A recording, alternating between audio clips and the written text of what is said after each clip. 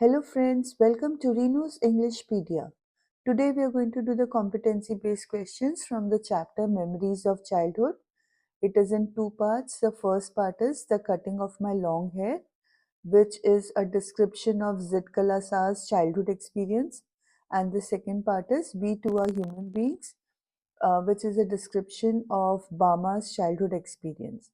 This is also the last video for 12th in the competency based series since I've covered all the chapters. So let's jump into it. And before we start with the competency questions, let's have a quick look at the main points of both the parts. So the first part, which is related to Zitkala Sa's childhood experience, is based on racial discrimination.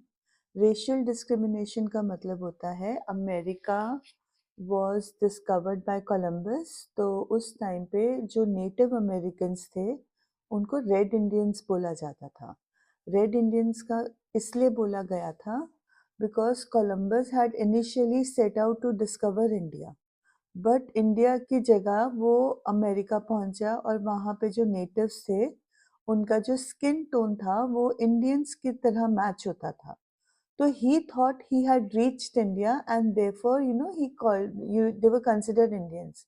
बाद में पता चला था it was a tribal country और तब उनका नाम Red Indians पड़ा था. So Zitkala Sa was a Red Indian, a Native American, and इनके अगेंस्ट अमेरिका ने उस टाइम पीरियड में बहुत ज़्यादा वायलेंट ब्रूटल बिहेवियर किया था. The tribes were completely wiped out. Red Indians ने भी बड़ा सैवेजली लड़ाई किया था, but ultimately the might of the Americans proved stronger. And in लोगों को फिर इनके जो बच्चे होते थे रेड इंडियंस के, इनको ये अपने स्कूल्स में, आपको अमेरिकन्स पता होंगे that they are immigrants from Britain, England से आए थे, तो उनको मतलब इंग्लैंड के ब्रिटिश स्कूल्स ही कहा जाता था. तो ये बच्चों को वो उन स्कूल्स में डाला जाता था so that they could be brought up as in the regime of the English people. मतलब माना जाता था जैसे हम इंडियंस को माना जाता था कि हम अनसिविलाइज्ड हैं, तो वैसे ही रेड इंडियंस को भी माना जाता था वो अनसिविलाइज्ड हैं, और उनको सभ्य सिखाने के लिए इन बच्चों को उठाकर इंटीग्रेट किया जाता था इनटू इंग्लिश स्कूल्स. अब वहाँ पे जो नॉर्म्स थे, उन उन नॉर्म्स में जब जिटकला सा पहली बार गई, it is it describing her first day at the school, तो उसका अनकंफर्टेबल फीलिंग्स जो वहाँ पे जो रूल्स थे उनको लेकर आया जाता है. ऐसा नहीं है कि कार्लाइल इंडियन स्कूल में सब कुछ बुरा ही था. There were some good points, but बात ये होती है कि वो जो आपसे करने के लिए कहा जा रहा है वो किस तरह से, उसमें जेंटलनेस है कि क्रूअल्टी है, उसमें सिंपैथी है या अथॉरिटेटिवनेस है, दैट रियली मैटर्स. तो यहाँ पे कई बातें थी जो गलत नहीं थी, but the way they were implemented were very wrong, they were very cruel. तो अब जिटकला सा का जो ओरिजिनल नेम था, जो एक्चुअल में उसका नाम था, that is Gertrude Simmons Bonnin. She was born in 1876 and as I've told you, she was an American Indian woman. अब जो जिटकला सा के वर्क्स हैं, एज अ रिबेलियन, मतलब ये क्वेश्चन अक्सर पूछा जाता है एग्जाम्स में कि जिटकला सा और बामा ने अपना रिबेलियन कैसे शो किया. तो छोटे छोटे रिबेलियन तो चैप्टर में इंक्लूडेड है ही है, बट जो मेन रिबेलियन था was that they became writers, both of them. Anyway, Zitkala Sa ने जब राइटर बनी तो उसने जो डॉगमा था इंग्लैंड का, जो कार्लाइल इंडियन स्कूल का जो डॉगमा था, उसको क्रिटिसाइज किया. डॉगमा मतलब the principle of education, the principles of living over there. और उसका जो पूरा लाइफ था, she dedicated that life to fighting against the oppression. अब अगेन उसके फर्स्ट डे पे उसके साथ क्या हुआ, her experience was very bad and unpleasant. उसके कंफर्टेबल क्लोथ्स ले लिए गए और उसको टाइट फिटिंग क्लोथ्स पहना दिया गया. More over, because every one was speaking English, तो उसको वो लैंग्वेज नहीं आती थी, तो उसको कुछ समझ नहीं आ रहा था कि ब्रेकफास्ट टेबल पे क्या हो रहा है. Moreover there was a set regime कि कैसे ब्रेकफास्ट करना है, बेल्स के हिसाब से आपने कैसे मूव करना है। तो उसको कुछ समझ नहीं आ रहा था, तो it created a very humiliating experience for her. उसके बाद सोने पे सुहागा, the icing on the cake was when her friend Judewin told her that her hair would be cut.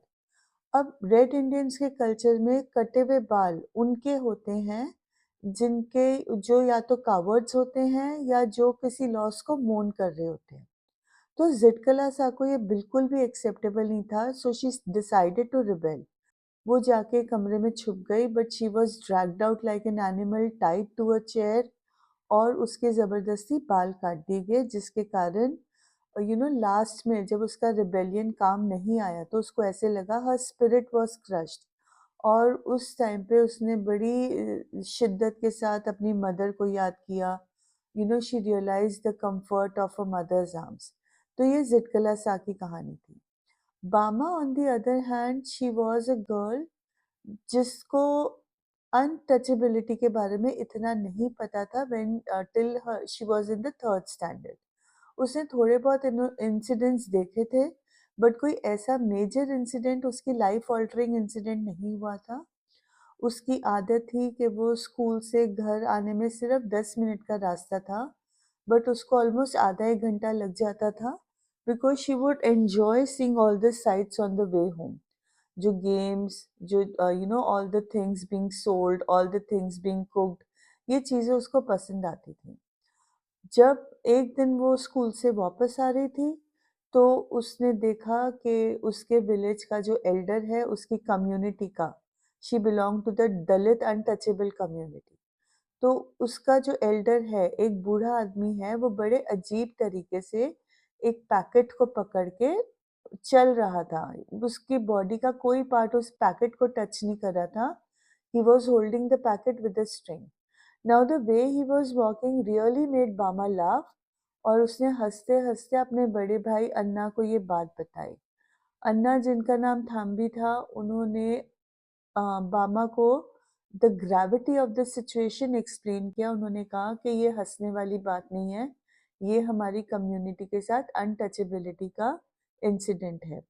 इस बात को सुन के मामा को बहुत गुस्सा चढ़ा। इतना गुस्सा चढ़ा कि she wanted to go and touch the vadais herself. उसने कहा कि हम लोगों को ये काम क्यों करना पड़ता है? हम पैसे लेते हैं, इनके खेतों में काम करते हैं, दैट्स इट। हमें एक्स्ट्रा मिनियल टास्क क्यों करना पड़ता है? हम मेहनत का कमा रहे हैं। तो उसके भाई ने उसको समझाया कि अगर उसको एक्चुअल में रिबेलियन करना है, if she actually wants to fight this, तो उसको बहुत ज़्यादा पढ़ लिखना पड़ेगा, अपने करियर में टॉप मोस्ट पोजीशन पे जाना पड़ेगा। Then only the community, the जो रिच लोगों की कम्युनिटी है, जो हायर कास्ट की कम्युनिटी है, वो बामा की रिस्पेक्ट करेंगे। ये चीज़ बामा ने अपने ज़िंदगी में एक्सेप्ट कर लिया। उसने इतना पढ़ा that she started coming first in the class. अब ये जो कहानी है बामा की, we too are human beings, ये जो है उसकी एक मेन किताब है कुरुकू, राइट? उसका एक छोटा सा हिस्सा है। So this is the background of the story. अगर आप पूरे डिटेल्स चाहते हो, then I will include the links to both the videos, that is the detailed video and the video for critical analysis, तो आप उसको देख सकते हो। I have just given you the a very brief summary of the entire chapter। ऐसे बहुत चीज़ें हैं जो मैंने यहाँ अभी कवर नहीं की होंगी, the finer points।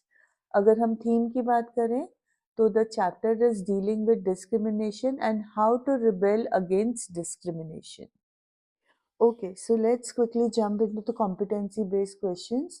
The first question is, Zitkalasa mentions the indignities she had to suffer as a child.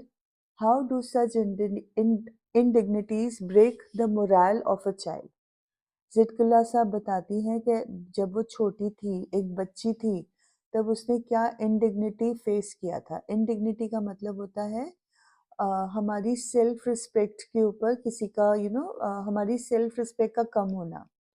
तो आगे सवाल ये है इस पॉइंट के ऊपर कि जब हम छोटे होते ऐसी चीज़ें सफ़र करते हैं, तो वो एज अ चाइल्ड हमारा मोरल को कैसे तोड़ती हैं।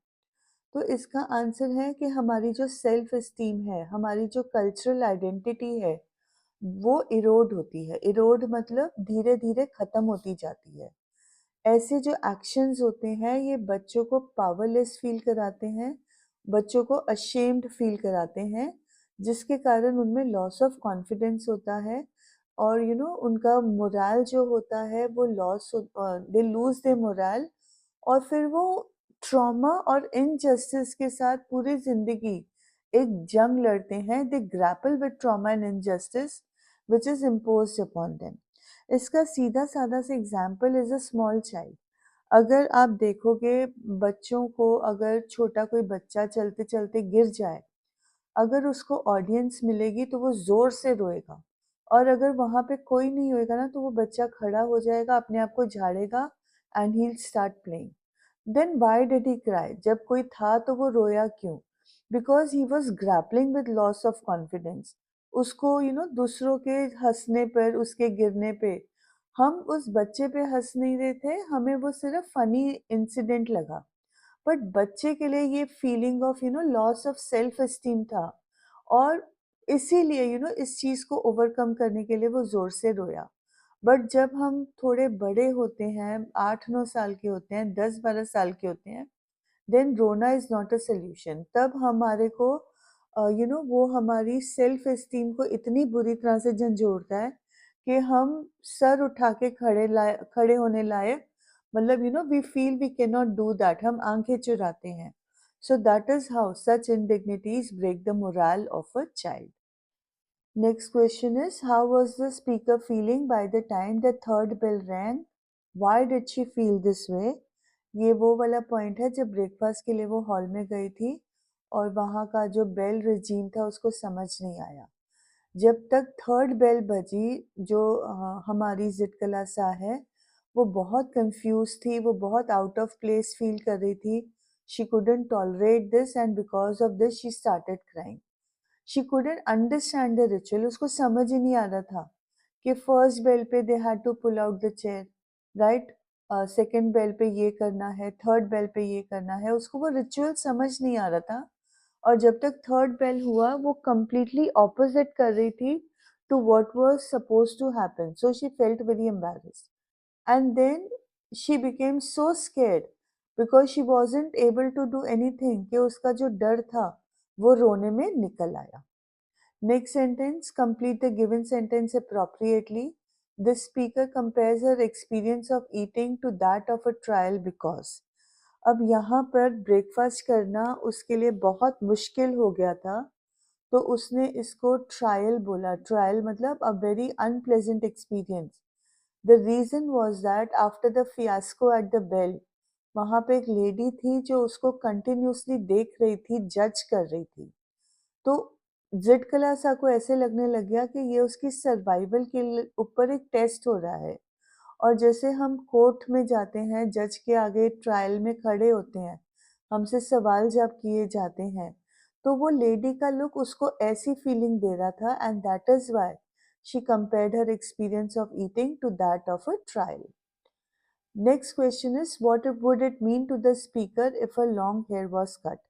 तो इसका मतलब है it would mean the loss of a culture और हर कल्चरल आइडेंटिटी, क्योंकि उनके कल्चर में छोटे बाल, as I already told you, छोटे बाल सिर्फ कावर्ड्स के होते थे या जो मोर्निंग कर रहे होते थे। मोर्निंग का मतलब है किसी के जाने के बाद जो एक रिचुअल होता है, तो उसमें बाल काटे जाते थे। अब बाल काटे जाने से it would have brought her shame. उसके जो रूट्स थे to her culture and traditions, उनको कट किया जाता। So because of that, she was completely against her hair being cut. The next question is, what were the indignities that Zetkala Shah had to suffer for being from a marginalized community? Marginalized community मतलब छोटी सी community जिसके against discrimination होता है। तो सबसे पहले मैं ये बात क्लियर करूंगी कि मैंने ये आंसर पॉइंट्स में लिखा है फॉर योर अंडरस्टैंडिंग, आपको याद रहे मेन पॉइंट क्या है। एग्जाम में आप बिल्कुल भी 1 2 3 में नहीं लिखोगे, आपके मार्क्स कट जाएंगे। दिस इज नॉट साइंस और सोशल साइंस के पॉइंट्स अलाउड होंगे, आपने इंग्लिश में हमेशा पैराग्राफ फॉर्म में लिखना है, it is never ever in points. So okay, the first point was ऐसी कौन सी इंडिग्निटीज़ थी जो ज़िटकला सा ने सफ़र करी? First when she was brought to the Carlisle Indian school, तब उसको she was tossed about like a wooden puppet. जैसे पपेट होता है, इधर से उधर उठा के फेंका जाता है, उस तरह से उसको ट्रीट किया गया था, चैप्टर में लिखा हुआ है। और इसका मतलब है that they were not respected, they were handled very रफली, उनकी फीलिंग्स, उनकी डिग्निटी मैटर नहीं करती। Second point is that she was humiliated like a coward. जिस तरह से उसको बाल काटे गए उसके, उसको फोर्स किया गया कि तुम्हारे को ये रिचुअल फॉलो करना है, जैसे वुमन उसको घूर घूर के देख रही थी, the way she was hunted out like a rat, तो that is she was humiliated. तो इससे शी फेल्ट कि उसकी सेल्फ एस्टीम बहुत डैमेज हुई है। ये treatment made her feel very powerless and degraded. Degraded मतलब जहाँ पे वही loss of self esteem is only known as degraded. So that is the second point. The third point is that she felt like an animal. जब उसको कुर्सी के साथ बांधा गया, उसके जबरदस्ती बाल काट दिए गए, तो she felt like an animal and there was no one to comfort her. उसने बहुत अपनी मदर को याद किया, बट उसकी मदद के लिए कोई नहीं आया, so it is highlighting her sense of isolation and despair. तो इस तरह के एक्सपीरियंसेस जो होते हैं वो बच्चों के ऊपर एक इमोशनल और साइकोलॉजिकल इम्पैक्ट छोड़ते हैं, और जिड क्लास और बामा के केस में तो they are a cause of discrimination and cultural suppression. हाँ जी बेटा जी, the next question is where there is oppression there will be resistance. Comment on the statement with reference to the story.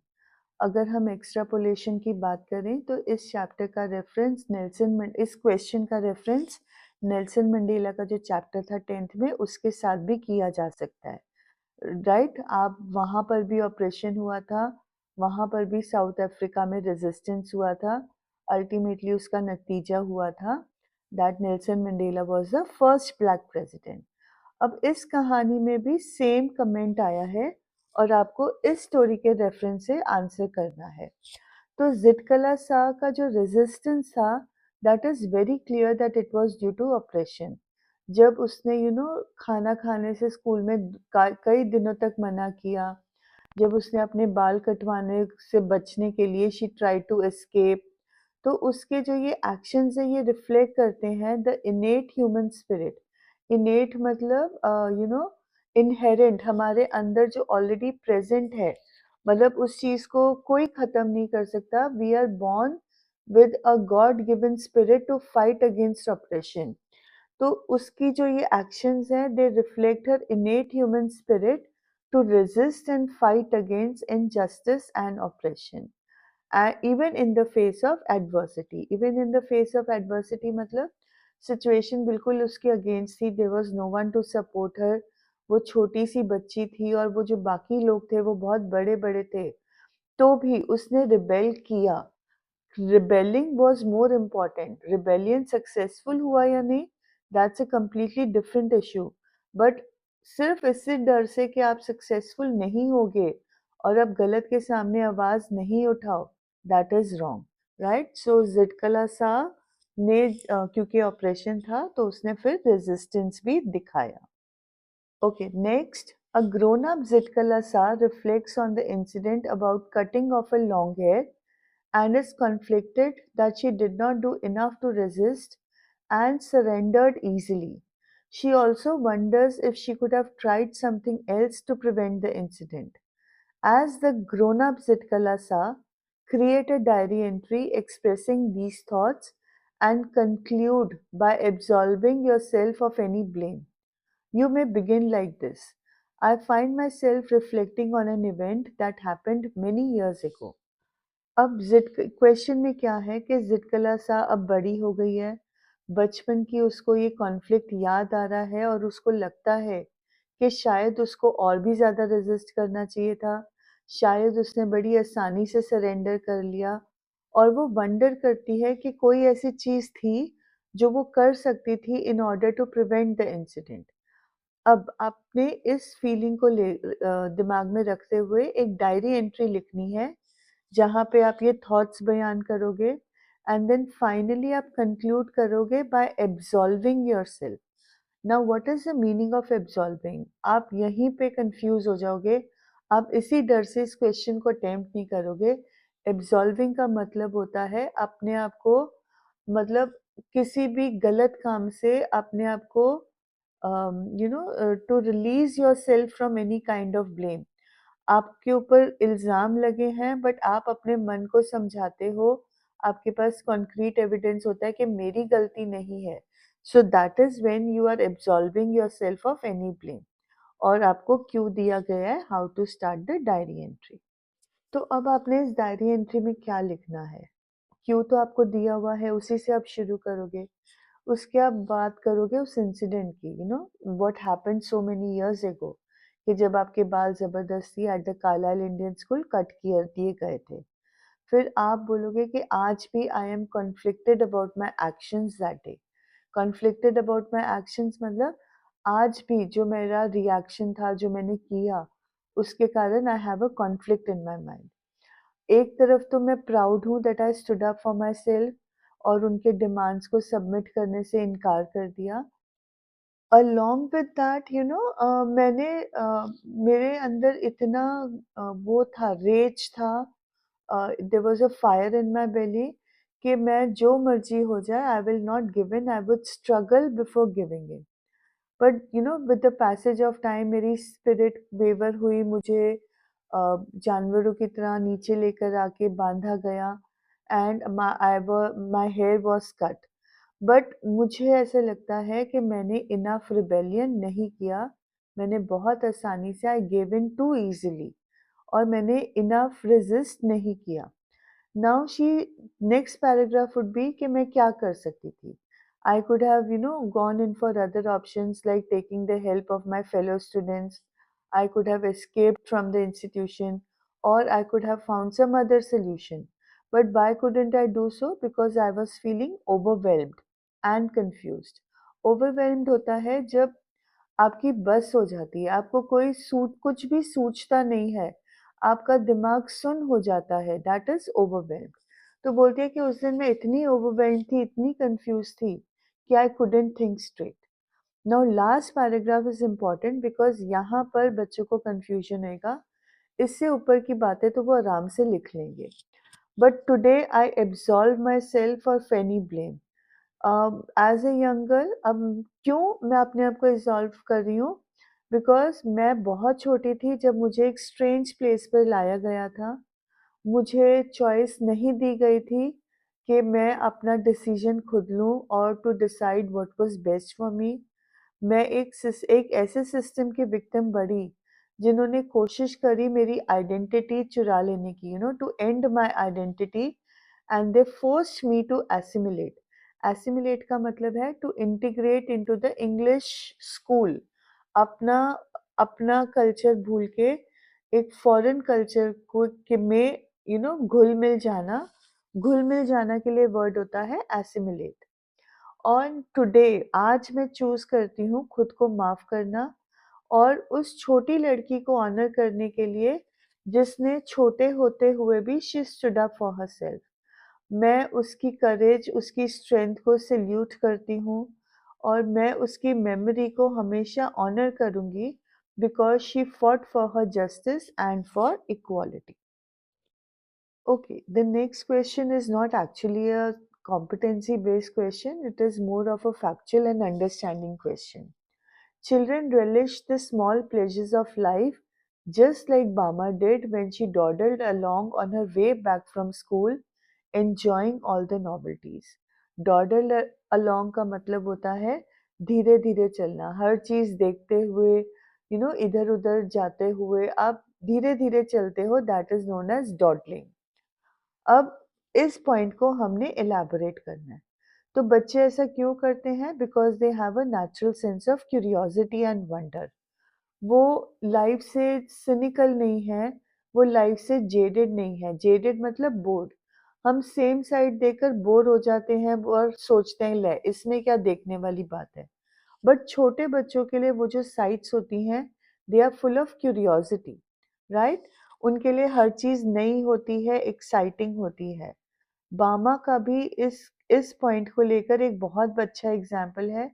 10 minute के walk को वो almost half an hour to 1 hour लगाती थी। वो मतलब अगर आपने नोट्स में देखा होगा, डिटेल वीडियो में देखा होगा, तो उसमें बहुत सारी चीज़ें हैं जो वो एन्जॉय करती थी, like the street light with change colours, फिर वो Narikuravan man with his wild lemur in the cage, उस चीज़ को एन्जॉय करती थी। मरियाता टेम्पल के बाहर जो स्वीट्स बिक रहे होते थे, वो उनकी खुशबू उसको अट्रैक्ट करती थी। So there are many things that she enjoyed on her way back from school. Next question. Bama's innocence was lost when she came face to face with the ugly truth of racial discrimination.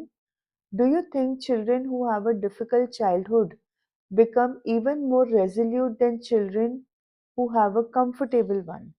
अब पहले आपको reference दिया है कि बामा का innocence जो था दैट वाज लॉस्ट जब उसको रेशियल डिस्क्रिमिनेशन के बारे में पता चला। अब इस पॉइंट को कोरिलेट किया गया है विद अ नॉर्मल चाइल्ड जिसका चाइल्डहुड बहुत डिफिकल्ट होता है। आपसे सवाल पूछा जा रहा है कि ये बच्चे ज़्यादा रेजिल्यूट होते हैं या वो बच्चे जिनका चाइल्डहुड कंफर्टेबल होता है। तो इसका आंसर है कि जब हम बचपन में हार्डशिप्स देखते हैं, इनजस्टिसेस खुद के साथ, अपनों के साथ होता हुआ देखते हैं, तो हमारे अंदर रेजिलियंस और डिटर्मिनेशन फॉस्टर होता है।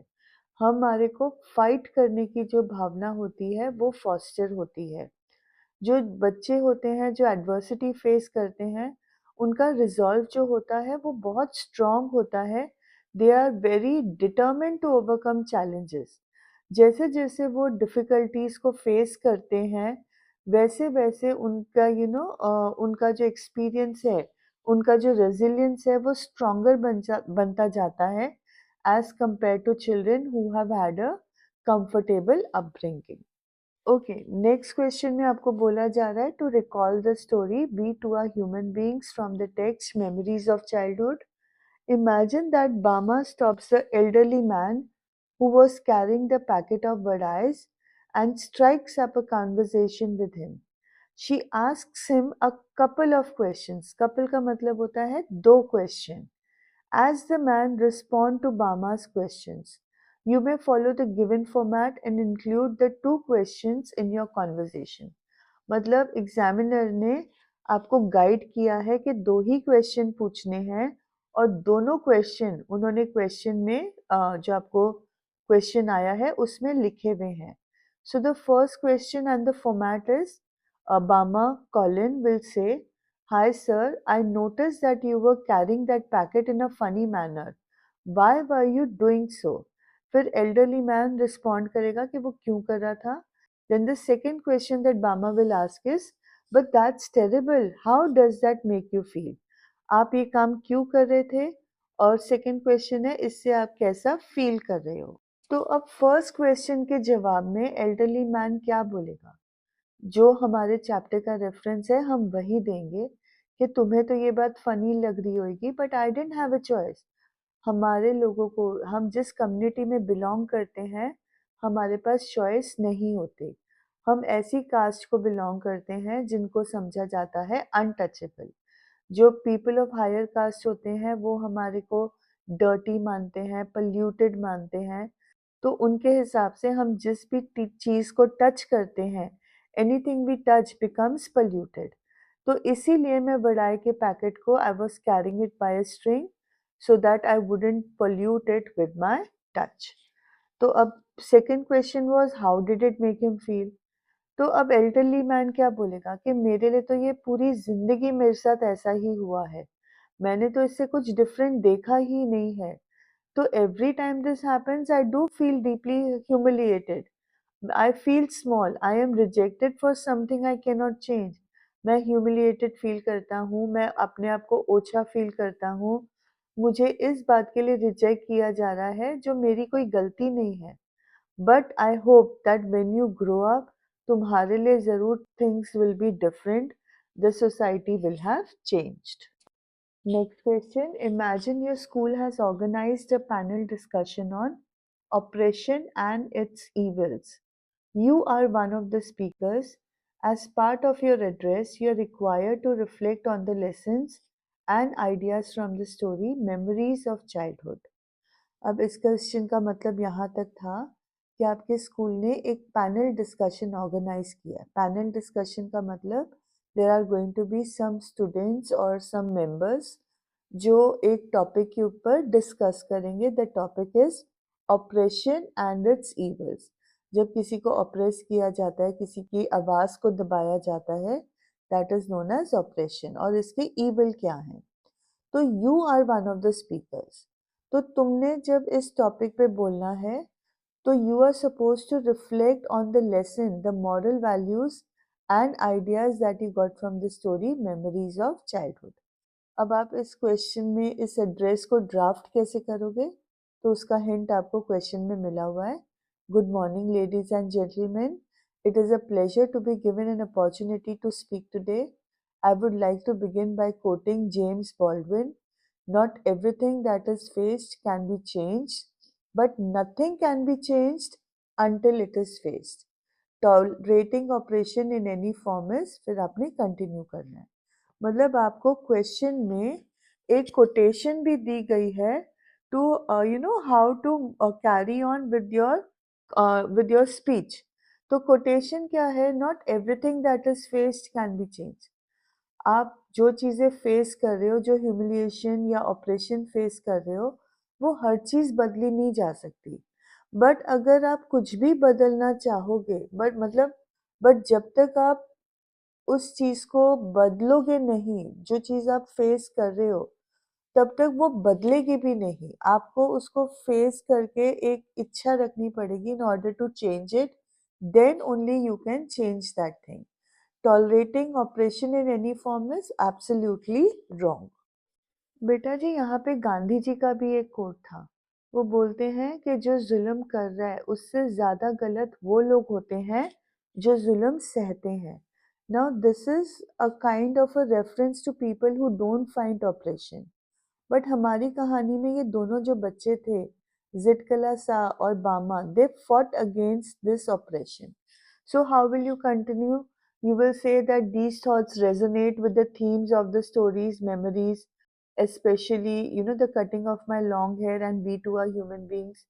ये जो narratives हैं, इनमें जो कहानियाँ बताई गई हैं, ये exemplify कर रहे हैं the profound impact of oppression.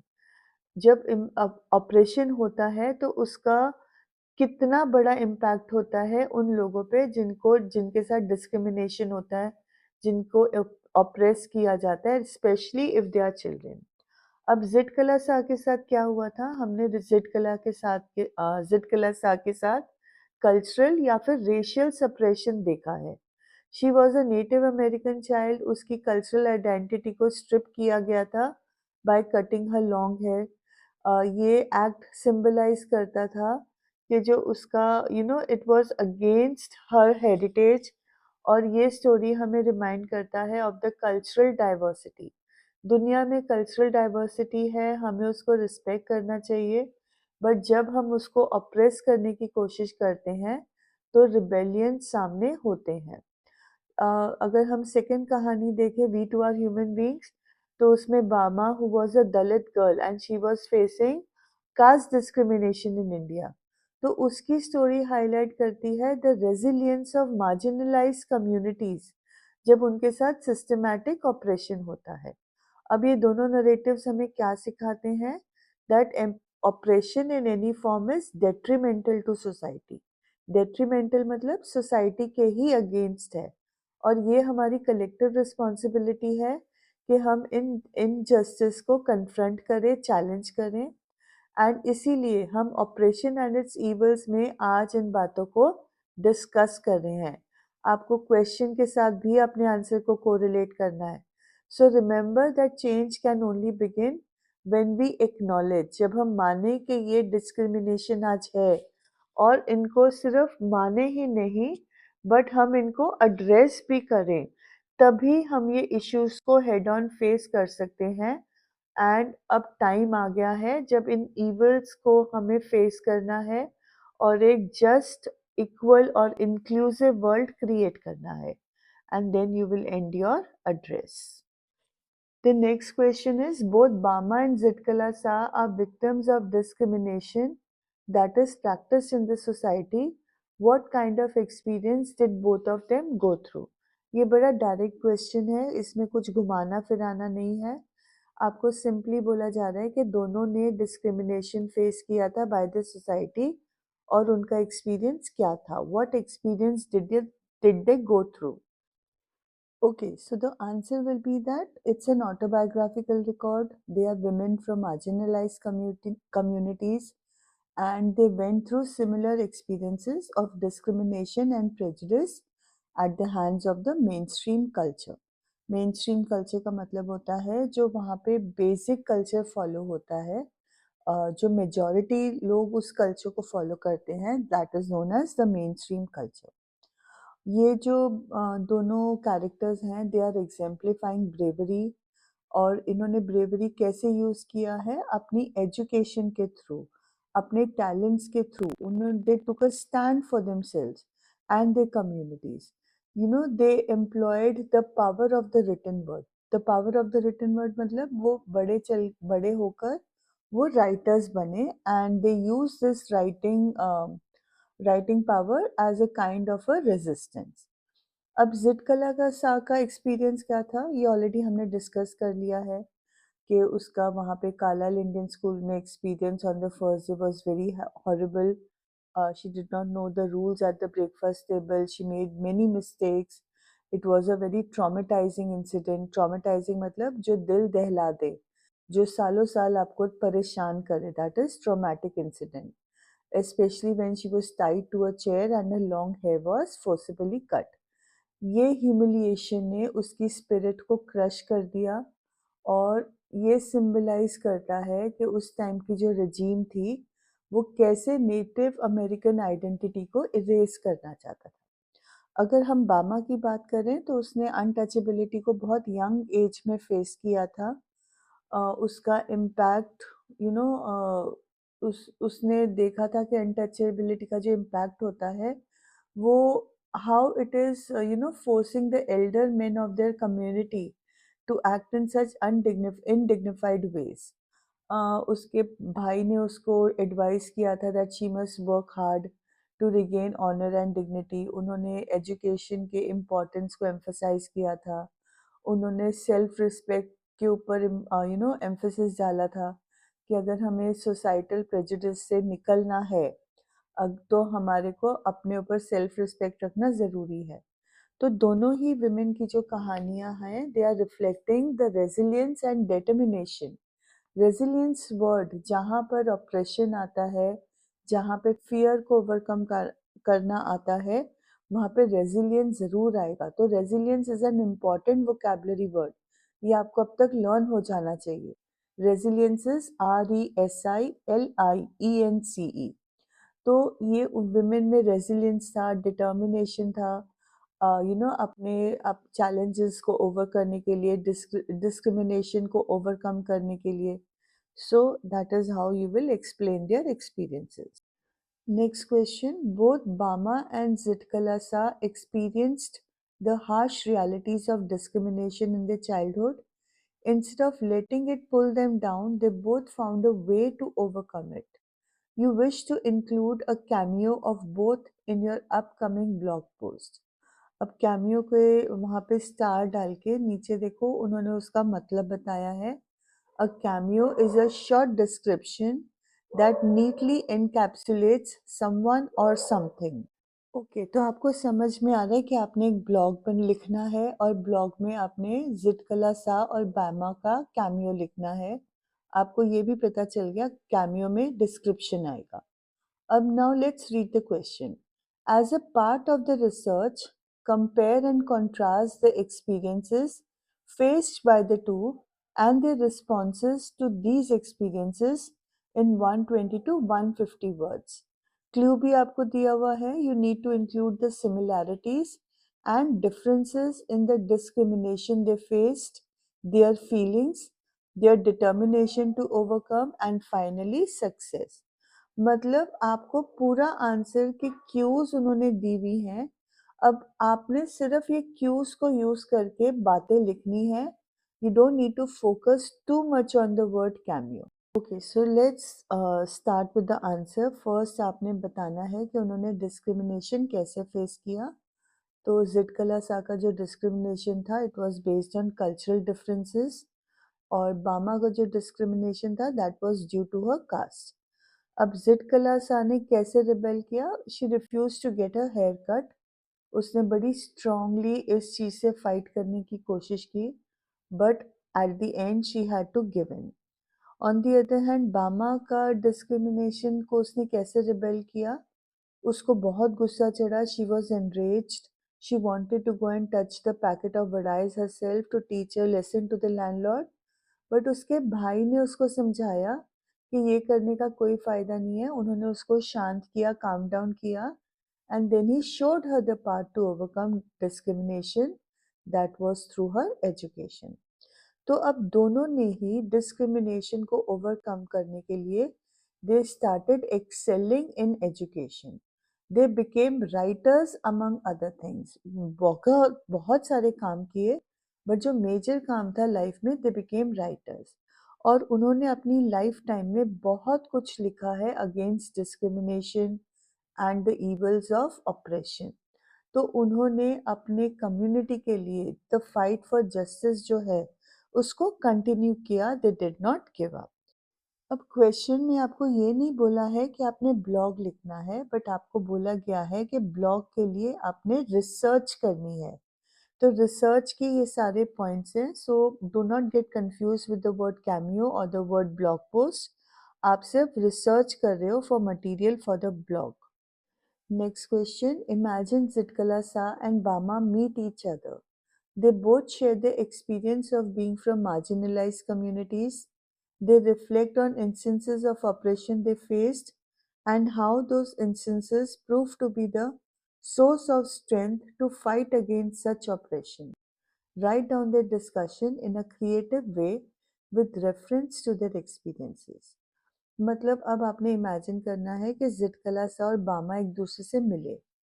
उन्होंने अपना experience of being from marginalised communities share किया।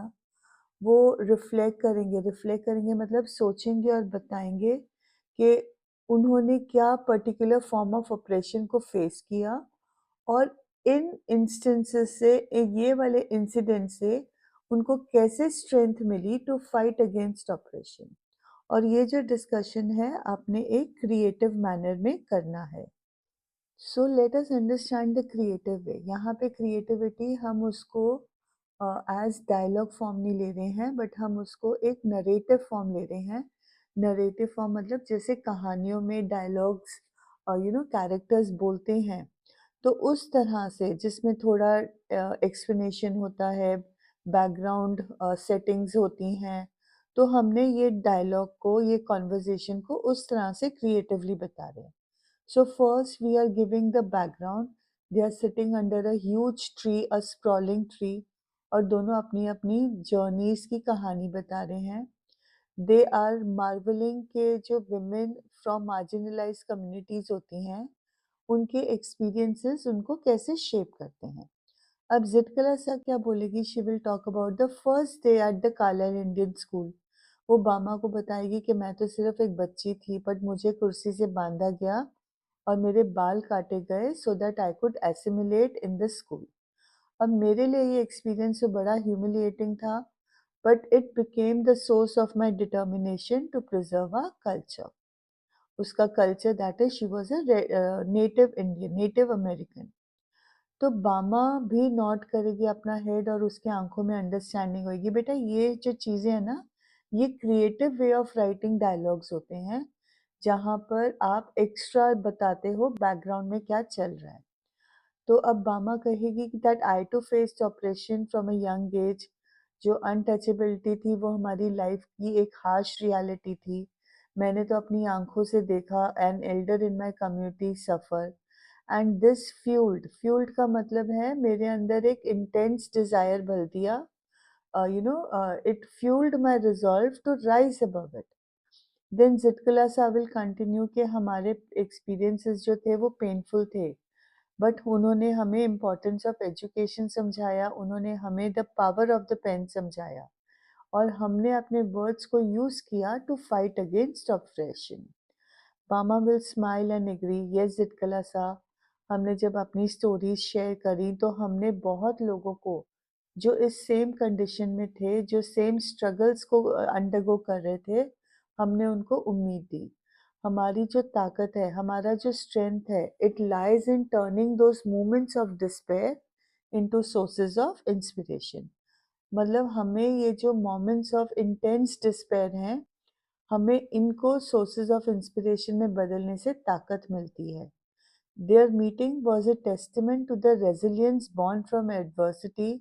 अब यहाँ पे डायलॉग खत्म हो गया है, अब फाइनल हम कंक्लूजन दे रहे हैं कि जो उनका मीटिंग था ये एक टेस्टामेंट था. टेस्टामेंट था मतलब एक रिटन प्रूफ था कि रेजिलियंस कैसे एडवर्सिटी से बॉर्न होती है.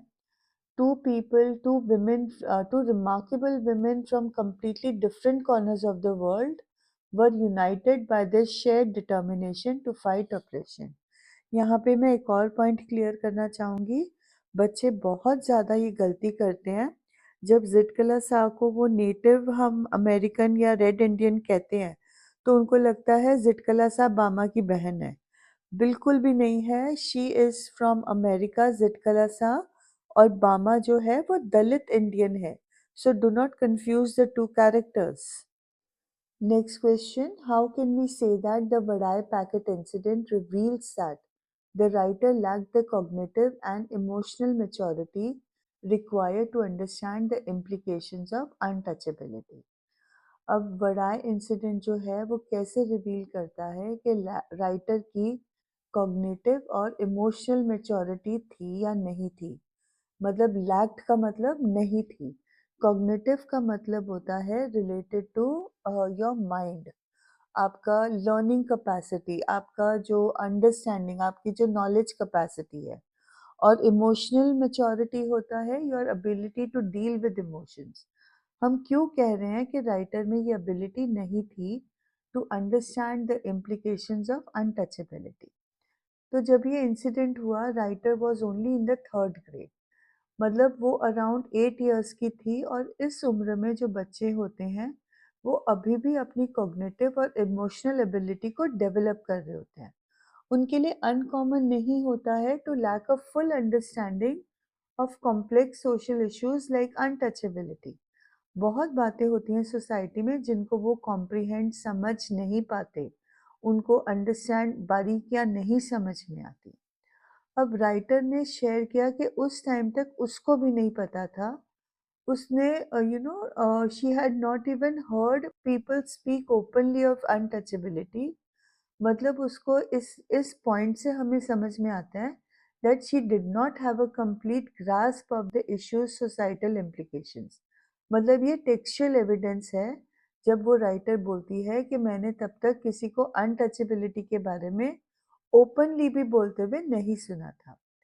तो इससे हमारे को अंडरस्टैंडिंग होती है कि इट इज़ पॉसिबल कि उसको उस टाइम पे समझ में आया था कि कई लोगों को डिफरेंटली ट्रीट किया जाता है, बट उसका स्कोप कितना बड़ा है, उसके रेपरकशंस क्या होते हैं, उसका इम्प्लीकेशन क्या होता है, शायद उसका टोटालिटी में उसको वो प्रॉब्लम समझ में नहीं आया था.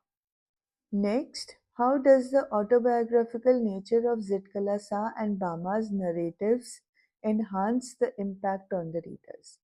जब हम जितकला सा और बामा की कहानी जो है उसको ऑटोबायोग्राफिकल फॉर्म में पढ़ते हैं तो हमारे ऊपर क्या इम्पैक्ट होता है. ऑटोबायोग्राफिकल अकाउंट का मतलब होता है फर्स्ट पर्सन नरेटिव. तो इससे जो है हमारा जो इम्पैक्ट है, जो कहानी का इम्पैक्ट है, वो हाइटन होता है.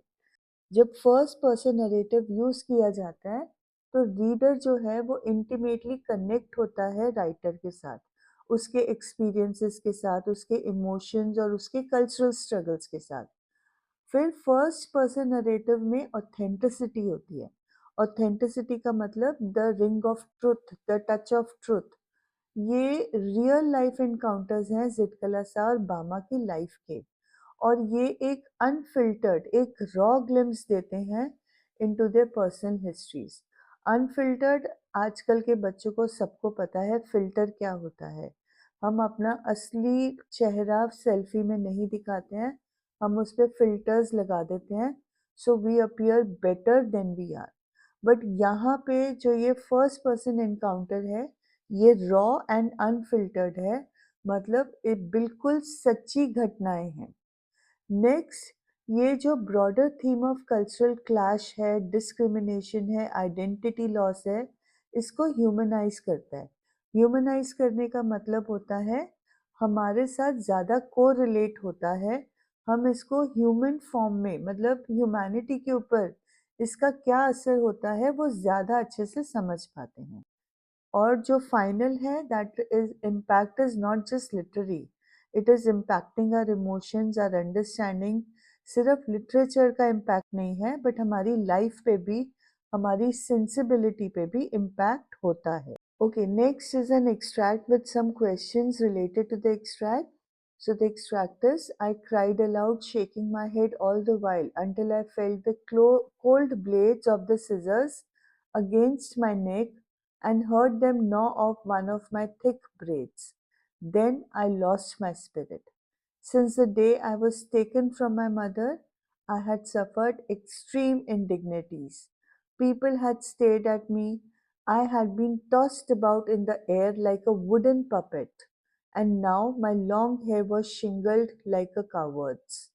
In my anguish, I mourned for my mother, but no one came to comfort me. Not a soul reasoned quietly with me as my own mother used to do. For now, I was only one of many little animals driven by herder. Now this is the experience of Zitkalasa when she is describing the moment when her hair was cut. अब यहाँ पर आपको दो चीज़ें ध्यान में रखनी है, मतलब जो बड़े इम्पोर्टेंट लाइन्स हैं। First is the third last line, not a soul reasoned quietly with me. मतलब ये जो इंसिडेंट हुआ, अगर किसी ने मुझे समझाया होता, मुझे महसूस कराया होता कि मेरे बाल काटने के पीछे उनका क्या थॉट प्रोसेस है, जैसे मेरी मम्मा हमेशा मुझे हर काम के लिए समझाते थे, तो शायद मुझे इतना बुरा ना लगता। Then the next word is for now. For now मतलब I have not given up my protest, I have not given up my struggle, but फिलहाल जब तक मैं इस चेयर में बंधी हुई हूँ, जब तक मैं कार्लाइल में हूँ, तब तक I was only a little animal which was being driven by a herder. मेरी कोई अपनी विल नहीं थी। This last line indicates, for now I did not have any will of my own, I had to do what was instructed to me. So, based on this extract, the first question is, complete the sentence appropriately with reference to the extract. The writer refers to herself as a wooden puppet because. अब very clear है wooden puppet क्यों है। Puppet की अपनी मर्जी नहीं होती, उसको जो पपेटियर है वो स्ट्रिंग्स के ऊपर नचाता है। Similarly, Zitkalasa was being controlled by others. She is at the mercy of the people who took her away from her mother. She cannot live her life as she would like, and she has lost her own voice. अगर extract based question आता है तो आप इनमें से कोई भी एक point लिखोगे। अगर ये 2 mark का question आता है, then you must write at least 2 to 3 points. Next question, which of these best describes the change in the author's attitude from the beginning to the end of the extract? हम में से इनमें से कौन सा option है जो author का एटीट्यूड को बेस्ट डिस्क्राइब करेगा, जो उसमें चेंज आया था? A, hostility followed by guilt, B, misery followed by apathy, C, rebellion followed by despair, और D, denial followed by vengeance। तो क्लियर है कि पहले उसने रिबेल किया था, बट जब उसको चेयर में बांध दिया गया था, she gave up, she was in despair. So the C option is absolutely right. Next question, which of these can be best used as a title for this extract? सिर्फ इस extract के लिए हम इनमें चारों ऑप्शंस में से किस ऑप्शन को बेस्ट टाइटल मानेंगे? the sea of turmoil, the price of freedom, the burden of beauty, or the road towards maturity. B और सी ऑप्शन देखो, प्राइस ऑफ फ्रीडम, वो फ्री नहीं हुई है, तो बी ऑप्शन नहीं आएगा। शी इज़ नॉट ब्यूटीफुल, उसने अपनी कोई ब्यूटी की बात नहीं की है, तो सी ऑप्शन भी नहीं आएगा। तो बी और सी को हमने कट कर दिया। We are left with the sea of turmoil and D option the road towards maturity. अभी तक उसने अपनी रिबेलियन की बात नहीं की है कि I decided to become a writer to fight discrimination, तो हम मैच्योरिटी की बात भी नहीं कर सकते। It is all about that disturbing experience, that particular incident, therefore the A option is the correct one. Next question. In one sentence, state why the writer uses the phrase "gnaw off" while referring to her hair being cut. G N को हम जी को silent रखते हैं और सिर्फ न sound को हम बोलते हैं। तो अब राइटर ने नॉ ऑफ फ्रेज क्यों यूज किया है for her hair being cut? This is to indicate ये बताने के लिए कि ये एक्ट कितना वायलेंट इन नेचर था, और ये शो करने के लिए कि इसका ये जो एक्सपीरियंस था, it was such a unpleasant experience, और ये भी बताने के लिए कि जो उसके बाल काटे गए थे कोई सिस्टमैटिक सोफिस्टिकेटेड कट में नहीं थे, but it was done in a very rough manner, in a very unsophisticated manner. It was not done something to enhance her beauty, but something to show her her place in society. We will now discuss some questions, only discuss. I have not included the answers. So the first is, I have already done is, how can we say that the Vadai packet incident reveals that the writer lacked the cognitive and emotional maturity? ये already हमने अभी ही discuss किया है. Next is, why did the landlord's man ask Bama's brother on which street he lived? What was the significance? जब बामा वहाँ से books लेकर जा रहे थे, he was in a clean dress, तो उनका जो फेशियल अपीयरेंस था और उनके हाथ में वो किताबें और उनका dress created a confusion in the landlords man. Appearance wise, facial wise वो दलित थे, बट अपीयरेंस, हाथ में किताबें, साफ कपड़े से वो लग रहे थे कि वो एजुकेटेड हैं। तो कंफर्म करने के लिए वेदर वो बंदा उनकी कास्ट का था, हायर कास्ट का था या लोअर कास्ट का था, उन्होंने पूछा कि आप किस स्ट्रीट पे रहते हो। अगर कोई भी इंसान, आपको पता होगा अनटचेबिलिटी इज इलीगल, हम अगर किसी को अनटचेबल कहें तो इट इज अ क्राइम, तो किसी को डायरेक्टली अनटचेबल बोलना it is not allowed. But जो अनटचेबल्स होते हैं वो मेन स्ट्रीम के साथ एक ही जगह पे नहीं रह पाते हैं, तो उनके लिए अलग जगहें बनी होती हैं। अगर हमें पता हो कि वो कौन से स्ट्रीट पे रहता है, तो इससे हमें पता चल जाता है कि ये जो कम्युनिटी है ये अनटचेबल की कम्युनिटी है। और इसका सिग्निफिकेंस भी यही है कि लोग किस तरह से मार्जिनलाइज करते हैं the people of certain communities को। Okay, next question. What did Bama's brother want her to do and why? He wanted her to excel in her education because that was the only way to fight with discrimination in a dignified manner. Next, how did Zitkala Sai try to prevent the shingling of her hair? She went and hid in a room. She did not come out even when she was called. When they found her, she kicked and she screamed, but it was all of no use. Okay, why did Zitkala Sa resist the shingling of her hair? तो Y में आ जाएगा कि उसकी culture के हिसाब से शिंगल्ड hair was only for cowards or for people who were mourning. Since it was against her culture to cut her hair, that is why she resisted. Next question, why did the landlord's man ask Bama's brother on which street he lived? अच्छा ये already हो चुका है. Okay. What was the advice that Anna gave to Bama? Did she follow it? तो ये भी हमने first part of the question कर लिया है कि she should excel in education. Now did Bama follow it? Yes. वो क्लास में first आने लगी and very soon everyone wanted to be her friend. Next, I felt like sinking to the floor. Why did Zitkala say so? This line is mentioned at the beginning of the chapter जब वो breakfast के लिए assemble हो रहे थे and she talks about the dress that she was made to wear. उनके जो loose मोकाजिन्स थे, जो उनके लूज शॉल थी, वो सब ले लिया गया था. Instead, she was given a very tight-fitting dress to wear, which was quite embarrassing for her. उसको शर्म आ रही थी ऐसे कपड़े पहन के, and that is when she said this statement, I felt like sinking to the floor. Next is children relish the small pleasures of life just like Bama did. तो ये question भी हमने इसी वीडियो में किया हुआ है. So I'll not discuss it again. Next, why did Bama stroll in the marketplace instead of hurrying home? Describe the sights she enjoyed seeing there. So why did Bama stroll? Because a child is filled with curiosity. A child is filled with wonder when she sees different things on the street. So that is why she would stroll in the marketplace instead of hurrying home. अब जो sites थे वो बहुत सारे sites थे, आप उसको chapter में से रेफर कर लो. Basically you know it was the man in the with the lemur in the cage. Then जो टेम्पल के बाहर स्वीट्स थे.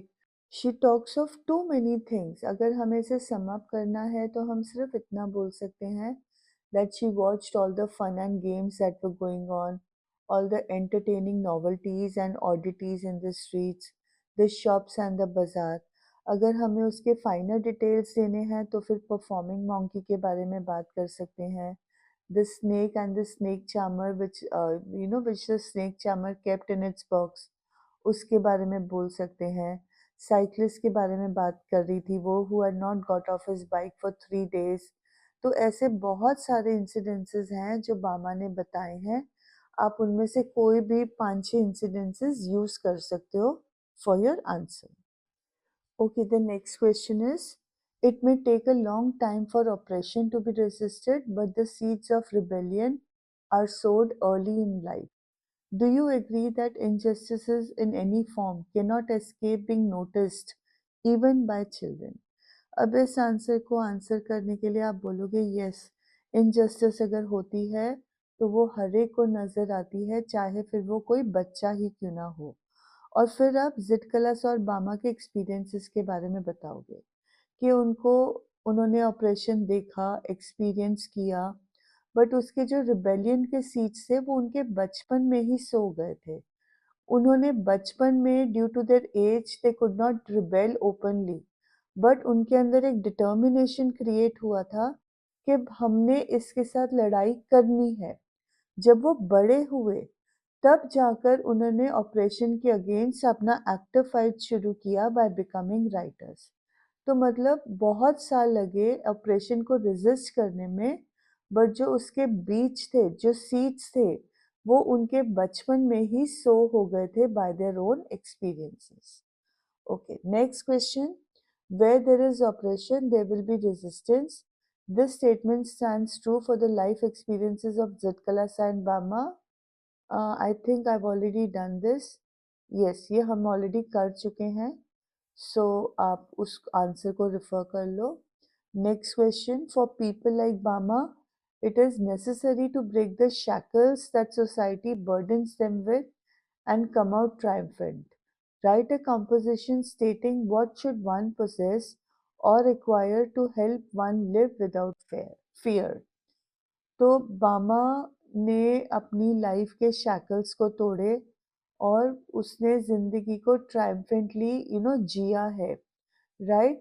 अब हमने बामा के एक्सपीरियंस को यूज करते हुए स्टेट करना है कि हमारे पास क्या क्वालिटीज, क्या चीजें होनी चाहिए कि हम अपनी लाइफ को विदाउट फियर लिव कर सकें.